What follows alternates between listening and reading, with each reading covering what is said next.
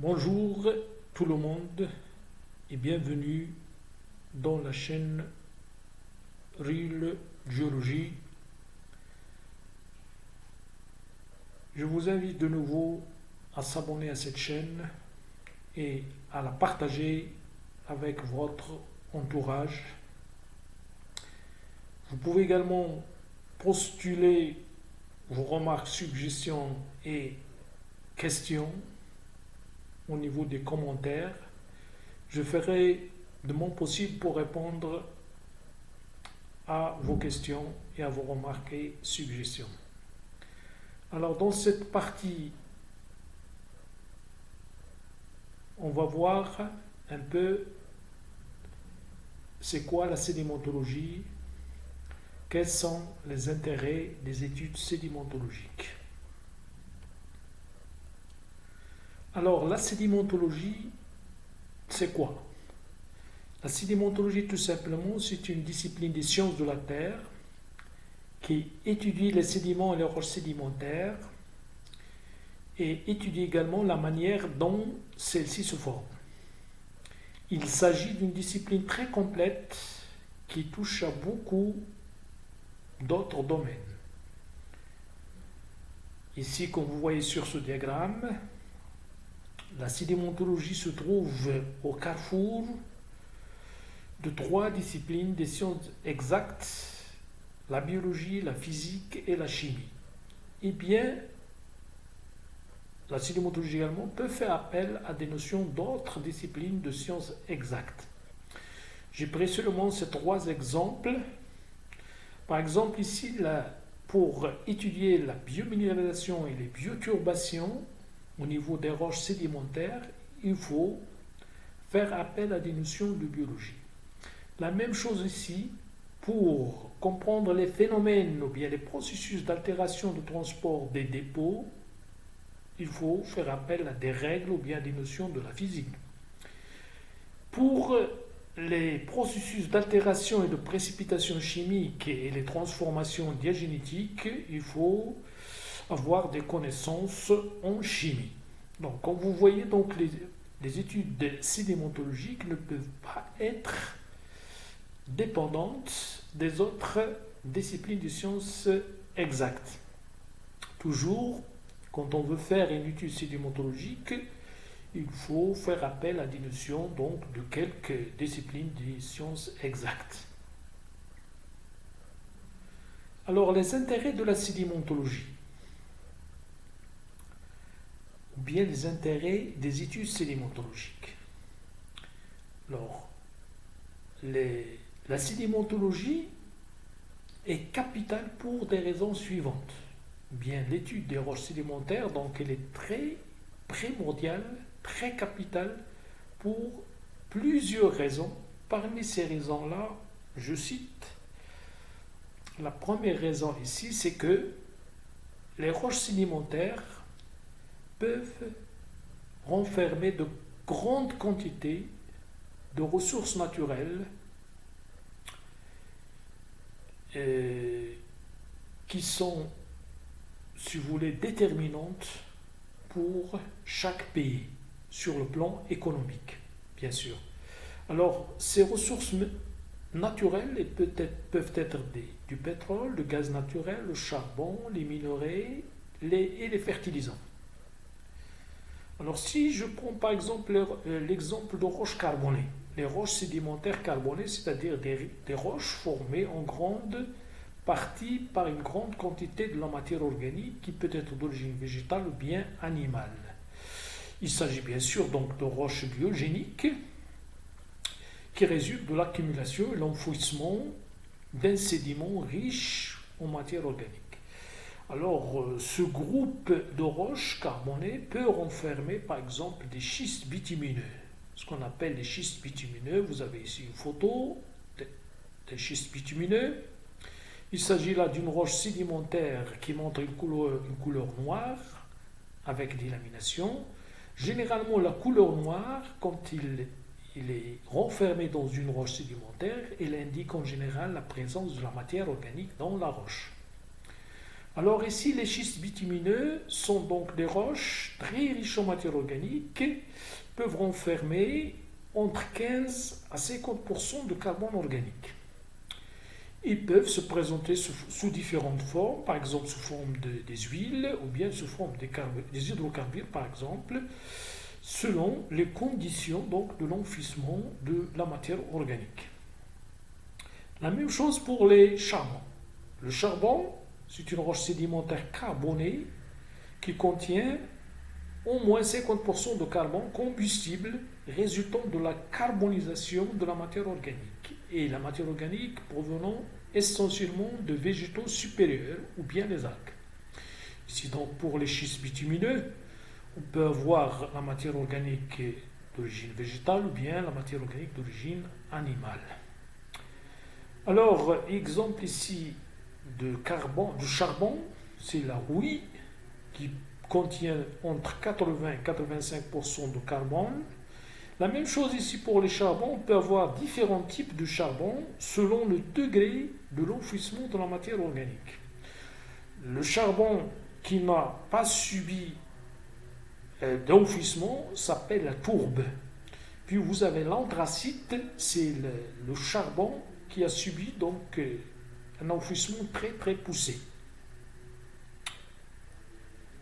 Les roches sédimentaires également peuvent former donc des gisements importants de minerais. Je vous donne ici quelques exemples de minéralisation qu'on peut trouver dans les roches sédimentaires. Par exemple, ici vous avez la malachite. Ici des cristaux verts de malachite. C'est un carbonate de cuivre hydraté, donc le minéral, c'est un minéral donc du cuivre qui se trouve dans des roches sédimentaires détritiques ici. Donc regardez, donc les roches sédimentaires peuvent renfermer donc des minéraux, bien des minerais de cuivre tels que ici la malachite. Ils peuvent également renfermer des minerais de fer. Ici vous avez un échantillon de calcaire avec des cubes de pyrite. Et la pyrite, c'est un minéral donc de forme cubique en général, donc il se présente sous forme cubique. Il s'agit d'un sulfure de fer. C'est la formule chimique de la pyrite, c'est FeS2. Eh bien, les roches sédimentaires peuvent renfermer d'autres exemples donc, de minerais, avec des minéraux, donc des gisements métallifères par exemple, etc. Les roches sédimentaires sont également des roches qui peuvent renfermer des fertilisants, tels que ici, vous avez donc des échantillons de roches phosphatées, ici, avec ici des dents de requin, ici, des débris d'ossements, une partie d'une mâchoire avec des dents donc, de vertébrés. Donc en général, les roches phosphatées contiennent donc des débris d'ossements, de vertébrés, mais ils contiennent également ce qu'on appelle les coprolites, c'est-à-dire les excréments des organismes qui sont parfois riches en phosphate. Donc il s'agit là donc d'une roche riche en phosphate qu'on peut utiliser après transformation comme engrais par exemple ou bien comme fertilisant. Les roches sédimentaires peuvent aussi renfermer d'importants aquifères, c'est-à-dire ils peuvent correspondre à des réservoirs ou bien à des réservoirs importants d'eau, c'est-à-dire ils peuvent emmagasiner des quantités énormes donc d'eau qui forment donc des aquifères souterrains. Alors, parmi les paysages qui peuvent former donc ces aquifères, on a ici des paysages karstiques, c'est-à-dire d'épaisses barres, si vous voulez, ou bien d'épaisses niveaux calcaires, avec des étendues aussi très importantes quand ils sont affectés par des phénomènes d'altération. Donc ces altérations-là produisent, si vous voulez, donc des structures telles que des gorges ici, par exemple, des dépressions qu'on appelle des dolines, des canaux, des canalisations, des rivières à l'intérieur ici, des lacs même à l'intérieur, ce qu'on appelle des stalactites et des stalagmites ici. Donc, toutes ces structures-là forment ce qu'on appelle un paysage karstique susceptible de contenir d'énormes quantités d'eau sous forme donc de nappes aquifères.